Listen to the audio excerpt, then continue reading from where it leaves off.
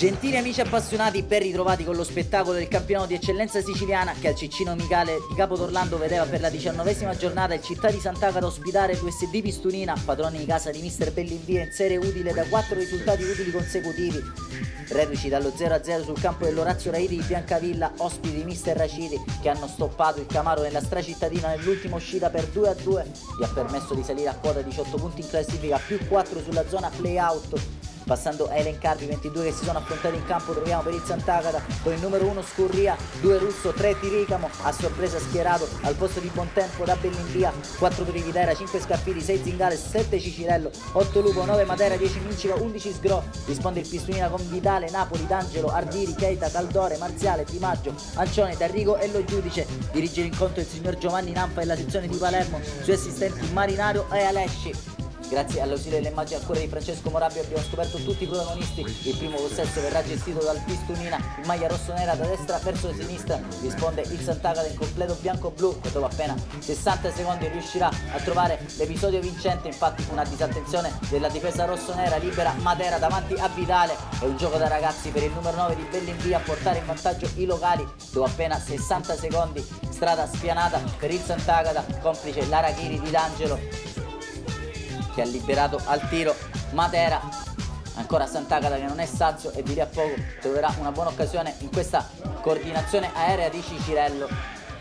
Pregevole il suo tentativo dal punto di vista balistico che non ha centrato lo specchio della porta. La timida reazione del Pistonino affidato a questo destro di Marziale che non crea grossi patemi a Scurria. Sant'Agata che ancora sugli esterni riesce a trovare le occasioni migliori. Qui ottima sovrapposizione, palla dentro, il quale però fa buona guardia l'esperto difensore Virgilio Vitale. Poi Mincica prova a fare tutto da solo, si mette il mantello da Superman, salta gli avversari come fossero birilli, poi cerca assistenza in un compagno, la trova in Isgro che dà uno sguardo in mezzo, non trova nessuno, prova a fare tutto da solo. Il suo tentativo col mancino si spegne sul fondo, ma è un Sant'Agata che gioca sul velluto. Il Pistunina si affida a questi tentativi dalla distanza che Scurria riesce a rigettare al mittente agevolmente. Ancora Sant'Agata in avanti con Russo che allarga per Isgro di prima intenzione, palla dentro per l'inserimento di Matera, poi riesce a liberare la retroguardia rossonera, la palla resta lì e Ardiri allontana senza fronzoli.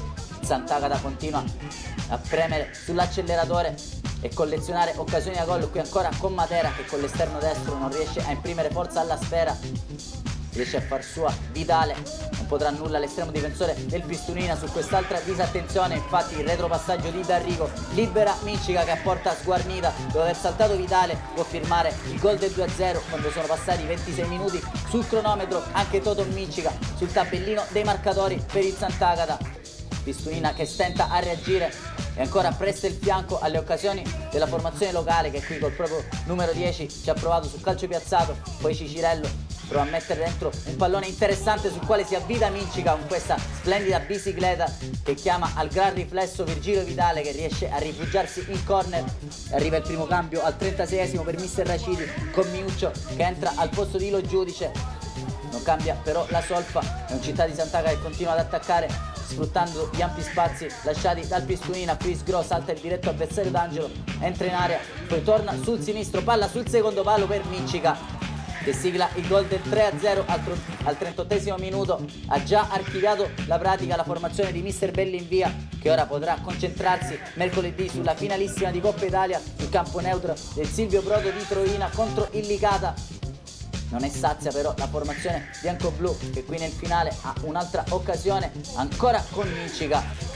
Il suo destro secco riesce a essere neutralizzato da Vitale. Arriverà di lì a poco il duplice fischio del signor Nampa di Palermo che manda le squadre a riposo sul 3-0 al gol dopo 60 secondi di Matera. È seguita la doppietta di Mincica quando opera un cambio mister Raciti con Bellamacina che prenderà il posto di Ardiri, ma sarà sempre il Sant'Agata a fare la partita. Pistunina qui però ha una buona occasione, viene pescato in posizione di offside l'attaccante mister Raciti che opera un doppio cambio con Marziale che lascia spazio a Garte e D'Arrigo a Minissale. Qui però c'è un'ottima giocata sul binario destro di Cicirello che mette dentro, prova ad avvitarsi Mincica che si rialza in un secondo, sposta il pallone in un fazzoletto ed è 4-0 al 60esimo. Tripletta hat-trick di Toto Mincica. Vediamo come rimbalzi sul sintetico del Ciccino Micale, come una molla per rimettersi in piede, battere Vitale per la quarta volta, pregevole anche come Cicirello si sia liberato sul binario destro. La reazione del Pistunina e in questo tentativo del proprio attaccante quando presta troppo il fianco la formazione rossonera. Qui si deve immolare 2 volte Vitale sui ripetuti tentativi del Sant'Agata. Avrà però comunque una buona occasione la formazione di Mister Raciti, qui con Ancione che riuscirà a gonfiare la rete. Il signor Nanfa però, dopo essere stato aiutato dal proprio assistente, annullerà tutto per fallo di mano del numero 9 rossonero. Si resta sul 4-0 al Ciccino Micale quando gioca sul velluto il Sant'Agata. È pura accademia con Isgro che ha provato a pescare dentro l'inserimento di un compagno.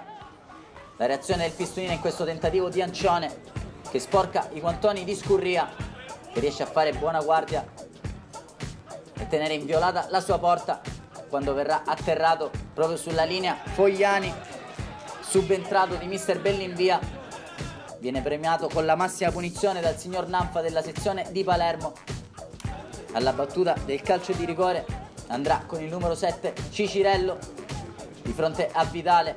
Per il pokerissimo del Sant'Agata solo però i grandi riflessi del porterone etneo a tenere a galla il Pistunina. Pregevole il suo colpo di reni che ha neutralizzato il tentativo di Cicirello.